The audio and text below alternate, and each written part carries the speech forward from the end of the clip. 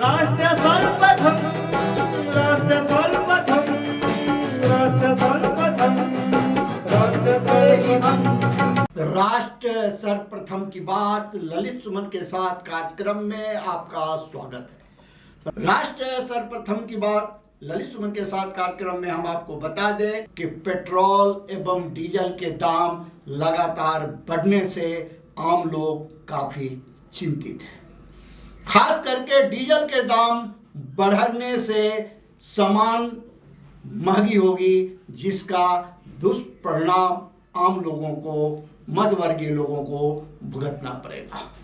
केंद्र की सरकार और राज्य की सरकार को अपने टैक्स दर में थोड़ी सी कमी करके आम लोगों के हित में, भारतवासियों के हित में यह कदम उठानी चाहिए ताकि डीजल के दाम कम हो सके और आम लोगों को राहत मिल सके। राष्ट्र सर्वप्रथम की बात ललित सुमन के साथ कार्यक्रम में हम आपको ये बताएं कि पिछले दिनों हमने चर्चा किया था कि देश के हाई कोर्टों में 400 पद जजों के खाली हैं और सुप्रीम कोर्ट में भी 4 जजों के पद खाली हैं। दिल्ली में 2 अनुभवी वकील को दिल्ली हाई कोर्ट का जज बनाया गया है। यह खुशी की बात है। जिन सीनियर एडवोकेट को जज बनाया गया है उन्हें राष्ट्र सर्वप्रथम की टीम की ओर से बहुत बहुत बधाई और शुभकामना। साथ ही राष्ट्र सर्वप्रथम की टीम अपने उन अनुभवी वकील जो अब माननीय जज हो गए हैं उनसे वह उम्मीद रखता है कि वह राष्ट्र हित में, समाज हित में न्याय को स्थापित करने का अपना प्रयास जारी रखेंगे। राष्ट्र सर्वप्रथम की बात ललित सुमन के साथ कार्यक्रम में हम आपको ये भी बता दें कि माननीय जज जो बनाए गए हैं, जसमीत सिंह जी और अमित बंसल जी, ये दोनों काफ़ी अनुभवी वकील हैं और विभिन्न मुद्दे पर इन्होंने आम लोगों का मुद्दा न्यायालय के समक्ष रखकर न्याय दिलाने का काम किया और इन्हें काफ़ी अनुभव है। राष्ट्र सर्वप्रथम की बात ललित सुमन के साथ कार्यक्रम में अभी समय है एक ब्रेक का। 22 वर्षों से प्रकाशित मदर इंडिया पत्रिका, पढ़ते रहें देश दुनिया की खबरों के लिए।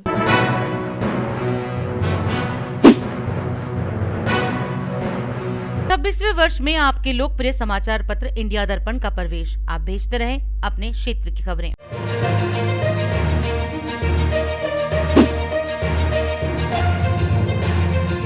देश के कई राज्यों में विधानसभा चुनाव होने वाले हैं, जिसके चलते पीएम मोदी ने आज केंद्र शासित प्रदेश पुडुचेरी का दौरा किया। पीएम मोदी ने पुडुचेरी में कई योजनाओं का शिलान्यास किया तो कई निर्माणों की आधारशिला रखी। पीएम मोदी ने कार्यक्रम को संबोधित करते हुए कांग्रेस पर निशाना साधते हुए कहा कि जिस पार्टी की संस्कृति झूठ पर आधारित हो, क्या वो लोगों की सेवा कर सकती है। इसके साथ ही पीएम मोदी ने पुडुचेरी के लोगों को कहा कि मैं चाहता हूं कि पुडुचेरी सबसे अच्छा हो और एनडीए पुडुचेरी को बेस्ट बनाना चाहता है। BJP and NDA leaders on the dais, hard-working Karyakartas, sisters and brothers of Puducherry, Vanakkam.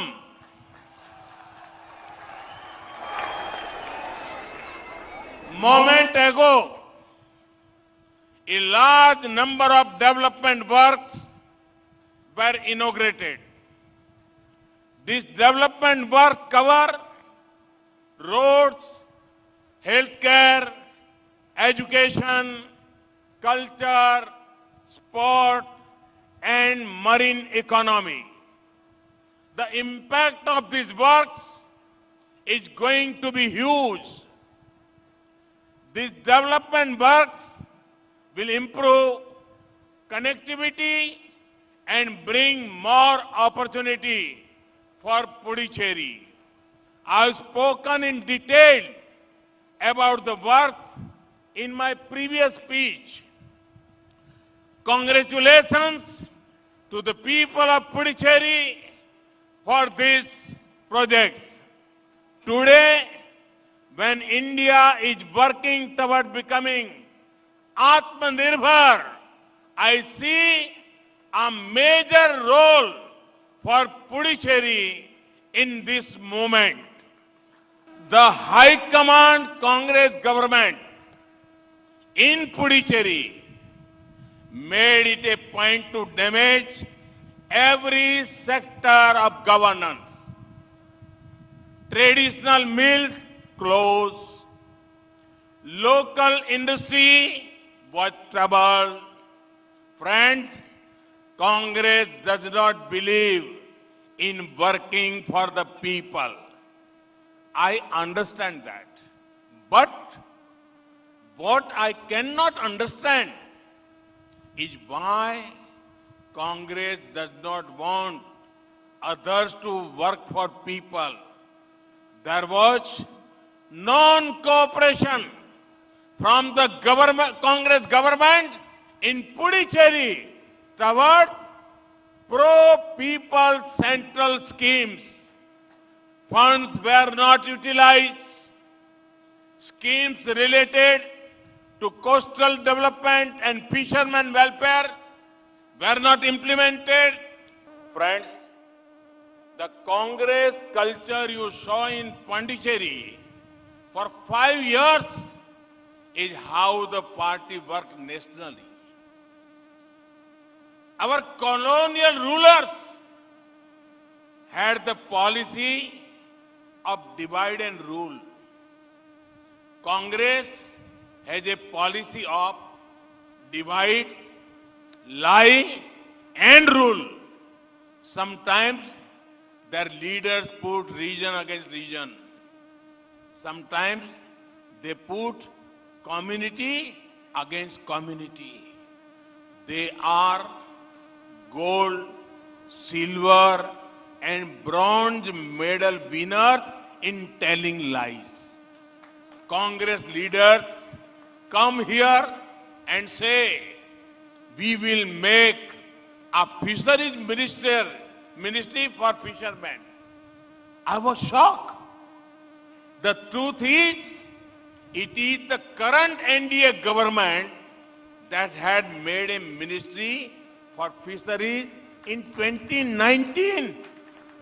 The budget allocated for fisheries has grown more than 80% in just 2 years.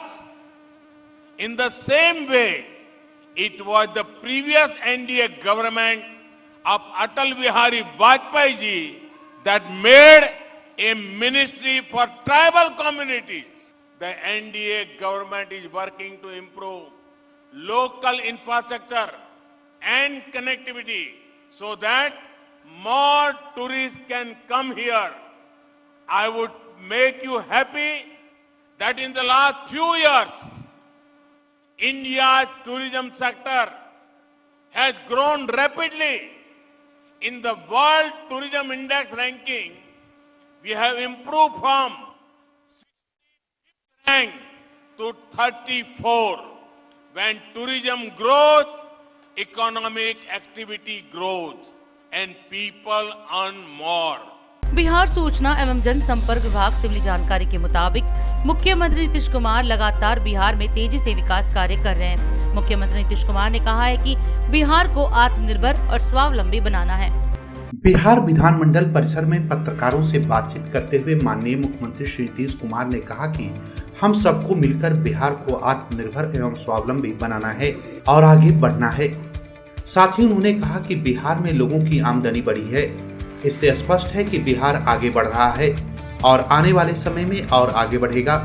हम लोगों को बिहार को आत्मनिर्भर बनाना है, स्वावलंबी बनाना है, बिहार को आगे बढ़ाना है और इसी के दृष्टिकोण से और समाज में प्रेम का, भाईचारे का भावना रहे, इसी दृष्टिकोण से हम काम करते हैं। सब लोगों को अपना अधिकार है अपनी बात रखने का, वो सब ठीक है, लेकिन जो कुछ भी बात है, जो सब बातों को रख दिया गया, एक एक चीज के बारे में, कल क्या था, कैसे प्रोग्रेस हुआ है, आज क्या स्थिति है, चाहे वो कृषि का क्षेत्र हो, स्वास्थ्य का क्षेत्र हो, सड़कों का क्षेत्र हो, किसी भी क्षेत्र में लोगों की आमदनी का क्षेत्र हो, सब चीज़ों के बारे में, एक एक बात के बारे में कुछ बातें यहाँ पर कही गई हैं और ये इस बात का द्योतक है कि बिहार आगे बढ़ रहा है और बहुत आगे बढ़ेगा।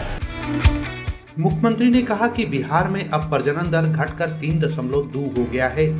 राज्य सरकार प्रजनन दर को कम करना चाहती है। सभी पंचायतों में +2 उच्च माध्यमिक विद्यालय बनाने की योजना पर काम चल रहा है।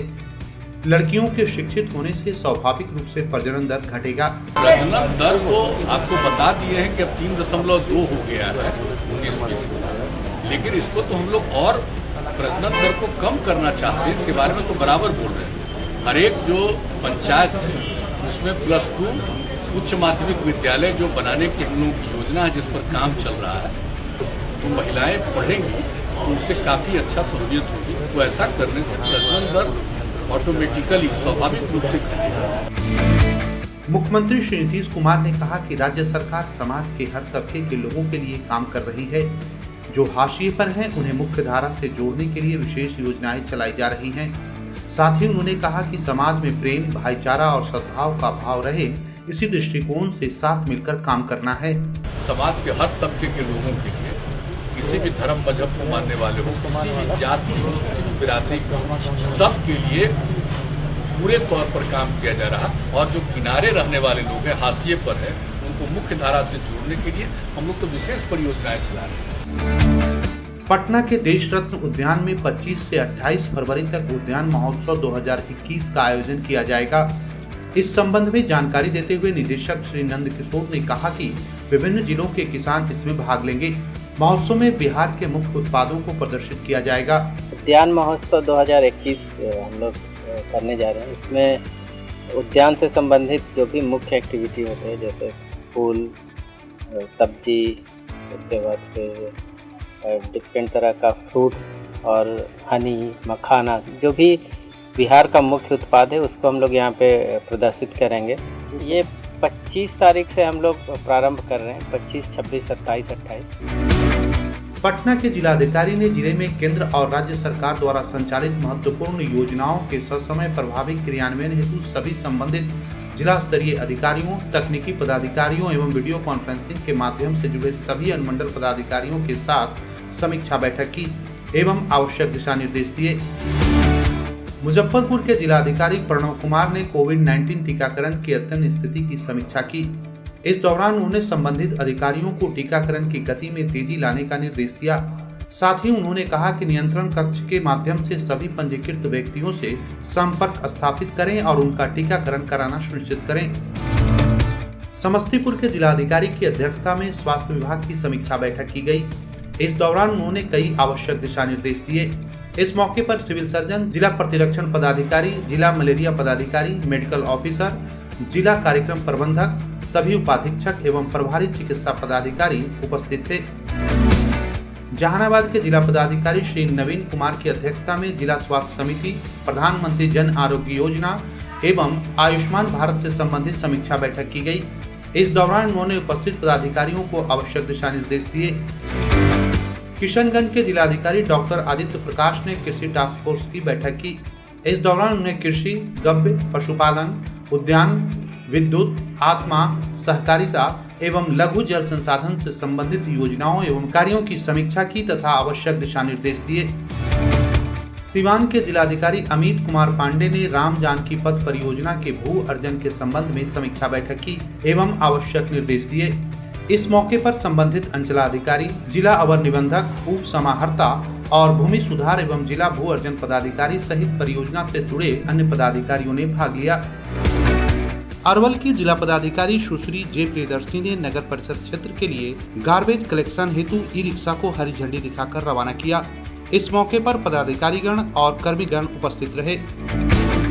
नवादा के जिला पदाधिकारी श्री यशपाल मीणा के निर्देश पर जिले के सभी प्रखंडों में आयुष्मान भारत अंतर्गत गोल्डन कार्ड निर्माण का कार्य अभियान जारी है।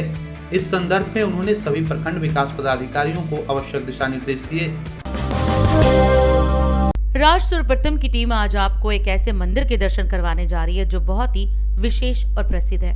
ये मंदिर बिहार की राजधानी पटना में पटना रेलवे स्टेशन के पास है। इसका नाम है महावीर मंदिर। महावीर मंदिर उत्तर भारत के प्रसिद्ध मंदिरों में से एक है। ये मंदिर राम भक्त हनुमान का मंदिर है।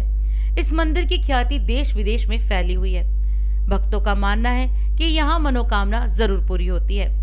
इस भव्य मंदिर का जीर्णोद्धार साल 1983 से 1985 के बीच में किया गया था।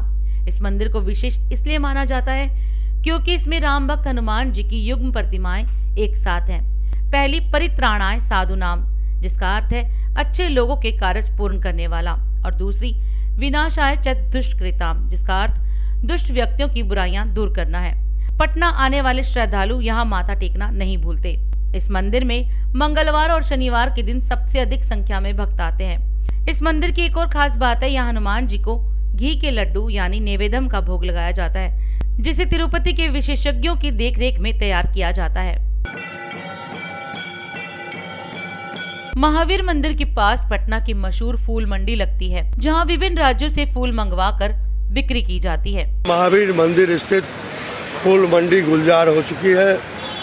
कलकत्ता से लेकर बनारस तक से यहाँ फूल मंगाकर लोग कारोबार करते हैं कि कोरोना का असर बढ़ चुका है और यहाँ के खरीदार से लेकर व्यापारी तक भी मास्क नहीं लगा रहे हैं। हालांकि फूल मंडी में कारोबार ठीक ठाक चलने लगा है, यह खुशी की बात है। और यह बाजार सुबह ही लग जाती है 3 बजे। 3 बजे से यहाँ 8 बजे तक फूलों का संसार, फूलों का बाजार। कैसा व्यापार चल रहा है? व्यापार तो अभी अच्छा चल रहा है। और कोरोना में तो व्यापार एकदम बैठ गया था, तो अब आपका व्यापार अच्छा चल रहा है? कुछ अच्छा चल रहा है। इनका कहना है कि व्यापार ठीक ठाक चल रहा है, पटरी पे गाड़ी आ रही है। मैं मिहिर कुमार झा, DID न्यूज के लिए, पटना जंक्शन फूल मंडी से। हालांकि दुख की बात है कि यहाँ कोरोना का पालन ये लोग नहीं कर रहे हैं, मास्क नहीं लगा रहे हैं। प्रशासन को चाहिए कि इन्हें मास्क लगवाएं और कोरोना के बढ़ते हुए प्रकोप से इन्हें बचाएं। 22 वर्षों से प्रकाशित मदर इंडिया पत्रिका, पढ़ते रहें देश दुनिया की खबरों के लिए।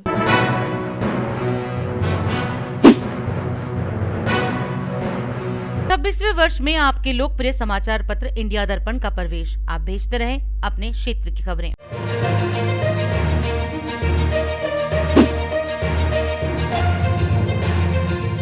राजधानी दिल्ली में कृषि अनुसंधान संस्थान द्वारा कृषि विज्ञान मेला का आयोजन किया गया, जहां केंद्रीय कृषि मंत्री नरेंद्र सिंह तोमर भी शामिल हुए।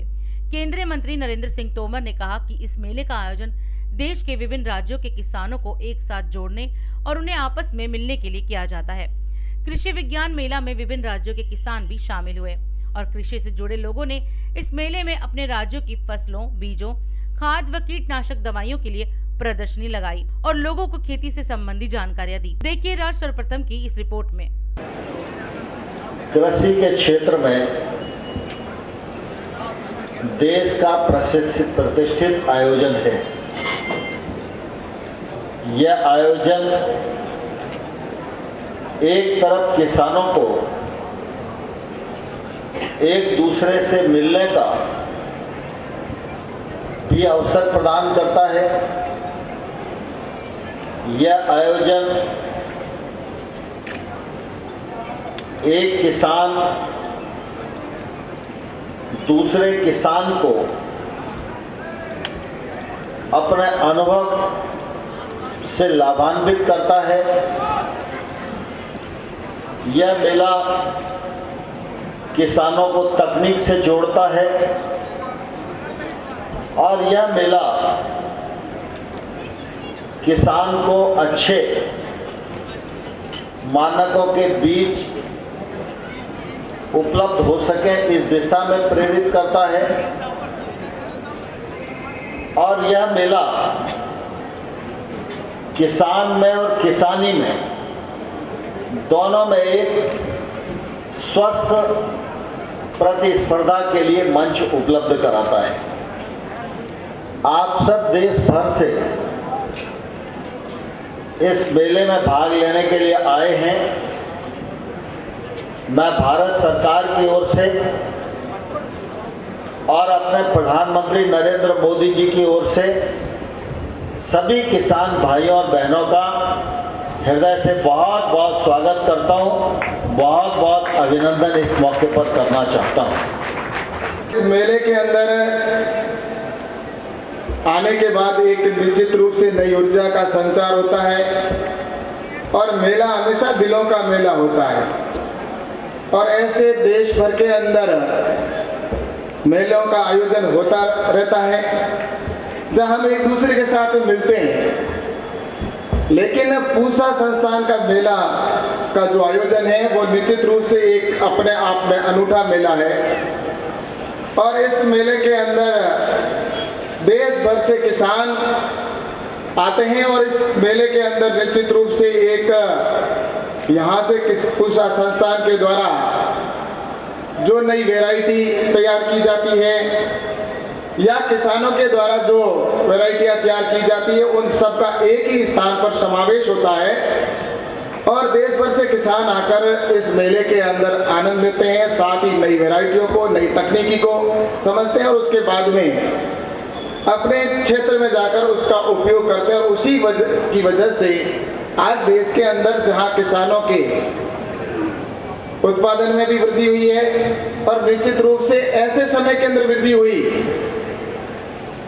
जहां पूरे देश के अंदर अपन देख रहे हैं, पूरे विश्व के अंदर एक ऐसी महामारी, कोरोना जैसी महामारी, और उसके बीच में किसानों के उत्पादन की वृद्धि इस बात को दर्शाती है कि निश्चित रूप से किसान अगर मेहनत करता है और साइंटिस्टों का अगर योगदान और किसानों की मेहनत मिल जाती है तो निश्चित रूप से किसान के उत्पादन में वृद्धि होती है। जैसा कि महोदय आपको बताया गया, आम में यह संस्थान विशेष रूप से कार्य कर रहा है ऐसी किस्मों के विकास के ऊपर जिनके छिलका का रंग लाल है, मिठास थोड़ी हल्की है और उनकी भंडारण क्षमता अधिक है।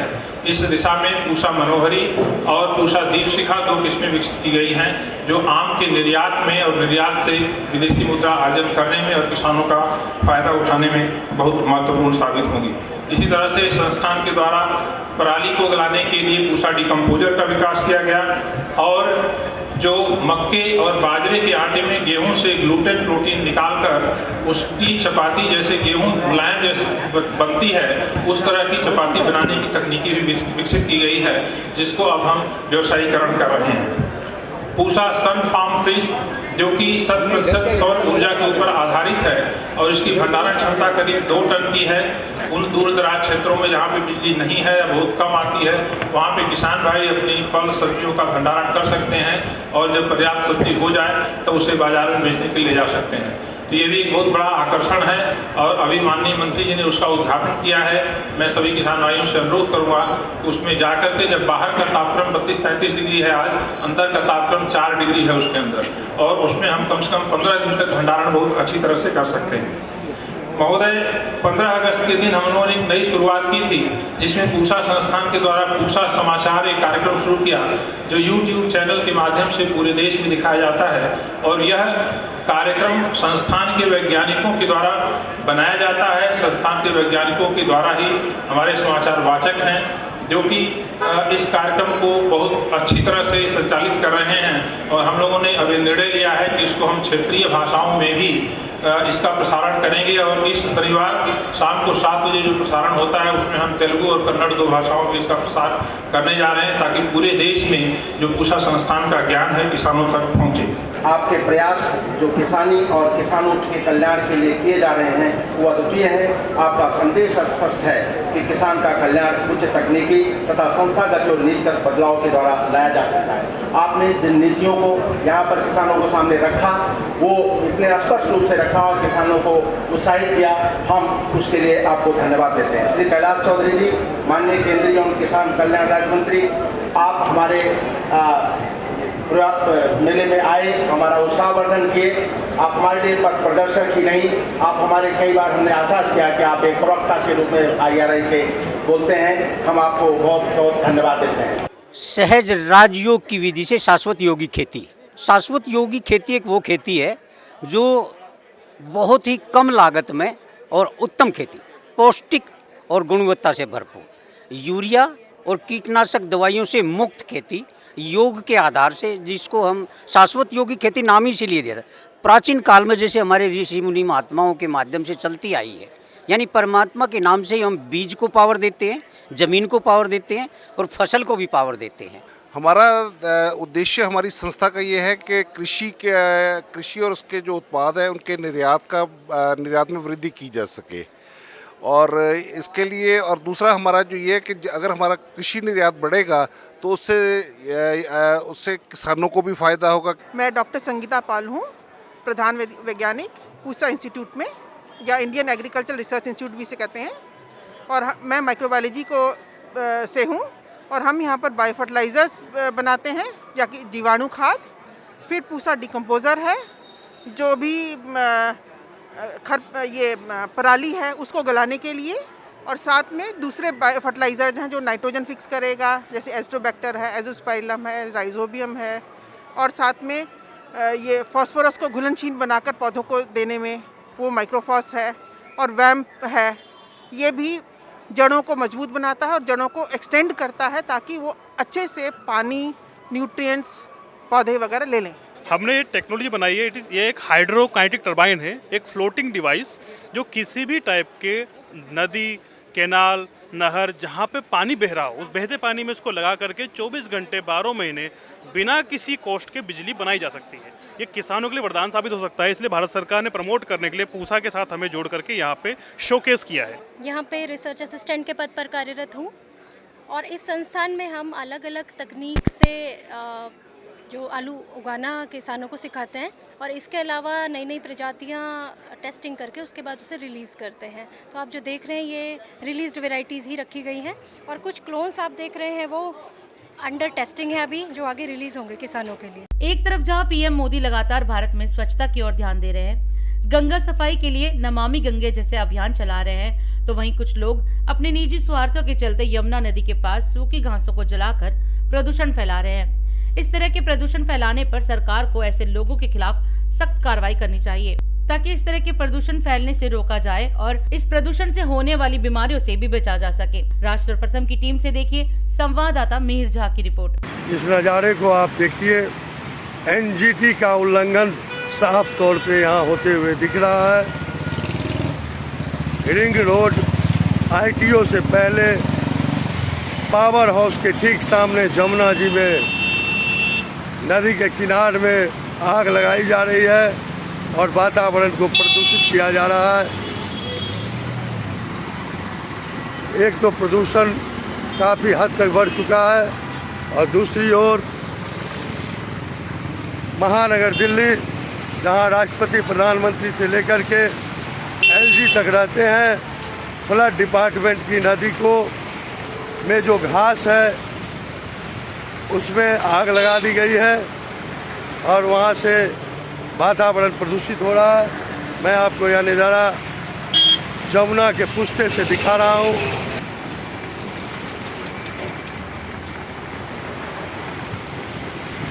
ये पावर हाउस है महानगर दिल्ली के आईटीओ, जहाँ पुलिस मुख्यालय भी है और प्रधानमंत्री से लेकर राष्ट्रपति तक रहते हैं। उसी के जमुना किनारे से मैं आपको दिखा रहा हूँ, और प्रशासन अभी तक यहाँ नहीं पहुँचा है, फायर ब्रिगेड की गाड़ी भी नहीं पहुँची है। किसान आंदोलन के चलते दिल्ली एनसीआर के आज रास्ते रहेंगे बंद। जेपी नड्डा ने सोनार बंगला अभियान की शुरुआत की, बोले भ्रष्टाचार मुक्त और विकास युक्त बंगाल बनाएंगे। पुडुचेरी में कांग्रेस पर बरसे नरेंद्र मोदी, कहा बदलाव की बयार दिखाई दे रही है। थल सेना प्रमुख जनरल एम नरवणे ने कहा है कि सैनिकों का पीछे हटना दोनों पक्षों के लिए लाभकारी। टूल किट मामले में शांतनु को राहत, गिरफ्तारी पर 9 मार्च तक रोक। हैदराबाद में अपने ही अपहरण और दुष्कर्म की झूठी कहानी गढ़ने वाली छात्रा ने की आत्महत्या। एलपीजी सिलेंडर फिर हुआ महंगा, फरवरी में तीसरी बार बढ़े दाम, 21 दिनों में 100 रुपए की बढ़ोतरी। हरे निशान पर खुला आज का शेयर बाजार, सेंसेक्स निफ्टी दोनों में उछाल। कैट ने एक विज्ञप्ति जारी कर कहा है कि पूरे देश में कल यानी 26 फरवरी को भारत बंद रहेगा। अक्षर अश्विन के स्पिन जाल में फंसा इंग्लैंड, पहला दिन भारत के नाम। आज हम आपसे यही विदा लेते हैं और इन मुद्दों के साथ हम आपसे जल्द ही मिलेंगे। राष्ट्र सर्वप्रथम, वंदे मातरम, जाग उठा है भारत। राष्ट्र सर्वप्रथम, राष्ट्र सर्वप्रथम, राष्ट्र सर्वप्रथम, राष्ट्र सर्वप्रथम।